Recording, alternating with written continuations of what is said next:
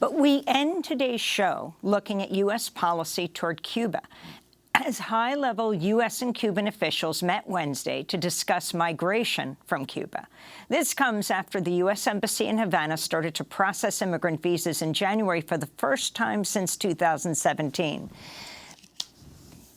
It also comes as the Biden administration faces increasing calls to lift its designation of Cuba as a state sponsor of terrorism, and also the related embargo that severely limited trade and more with Cuba for decades. For more, we're joined by Liz Oliva Fernández, award-winning Cuban journalist with the independent media organization Belly of the Beast, based in Cuba, but on tour here in the United States for screenings and events with director Reed Lindsay.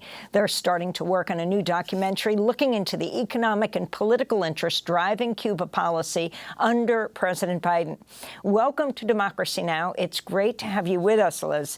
If you can start off by talking about the significance of these negotiations that are not getting very much attention between Cuba and Washington that are happening this week here.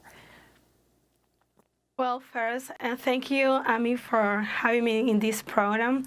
Well, of course, that right now, United States is open to talk with Cuba about migration, because you need to know that this is not only sanctions that you are putting against a country. This is economic warfare that the United States is playing with Cuba. So right now, this is having an effect, boomerang effect in the U.S., because a lot of people from Cuba are coming to the United States. But they are not coming from as political refugees. They are coming to the United States as economical refugees, because the situation in Cuba is pretty bad. So that's something that United States government, the Biden administration, is facing right now. And in terms of the historic policy of the United States of allowing people to be processed normal visas through Cuba, what has been the policy in the past? Well, they have policies to visas for migrants, like a family reunification, they call it. But this is not something that they are doing.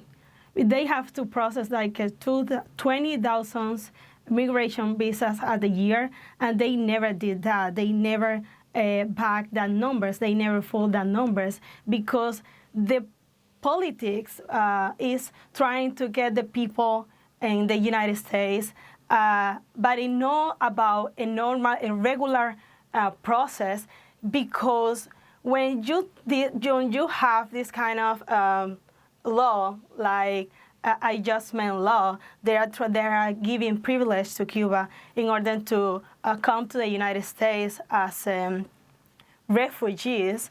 But they say it all the time that it's about political refugees that are coming to Cuba, and that's wrong. That's inaccurate, because when most of the people who come to this country from Cuba, they are coming as economic refugees, as I already said, because this is not something that is like from the last year or the 10 last year. This is something that is coming from the 60. So, for example, I have been in crisis my entire life. My mom have lived in crisis in my entire life.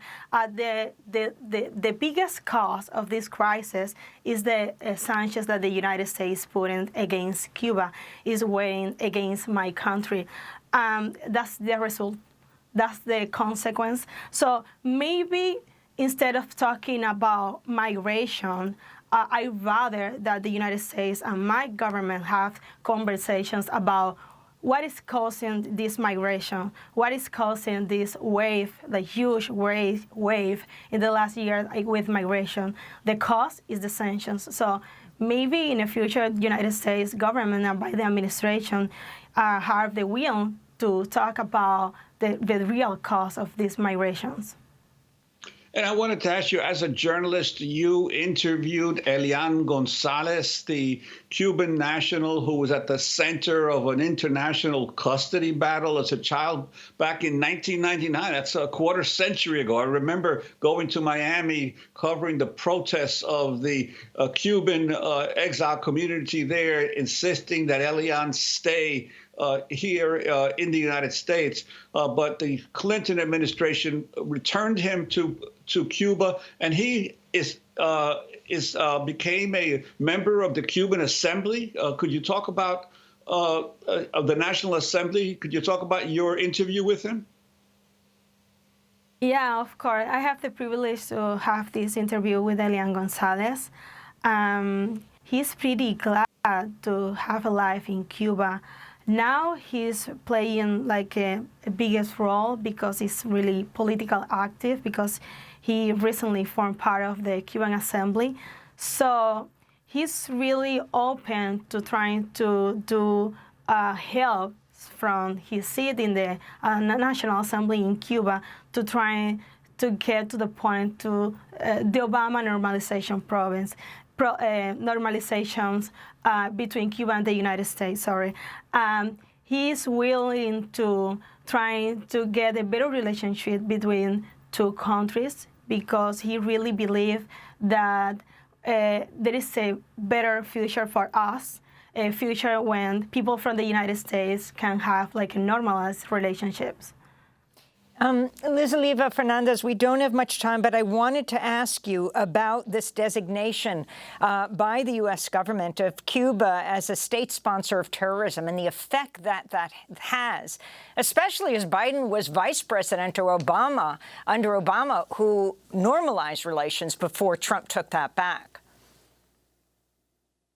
Yeah, well, this state sponsor of terrorism list is like a death sentence for Cuba because nobody wants to do business with terrorists.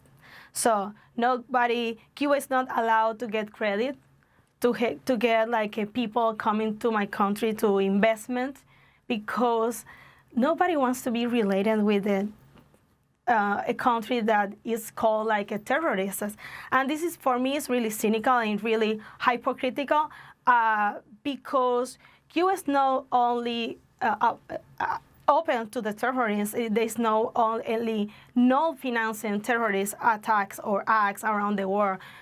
It's also a victim of terrorist attack. For example, before September 11, Cuba was suffered the biggest terrorist attacks in the Western Hemisphere. And that's really bad because the people who perpetrated this attack had been living freely in the United States until their deaths.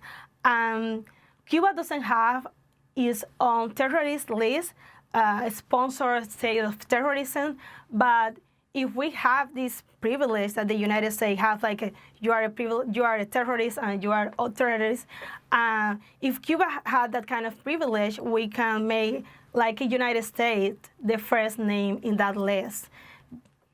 We want to thank you so much for being with us. Liz Oliva Fernández, award-winning Cuban journalist with Belly of the Beast, now touring the United States, a journalist in Cuba.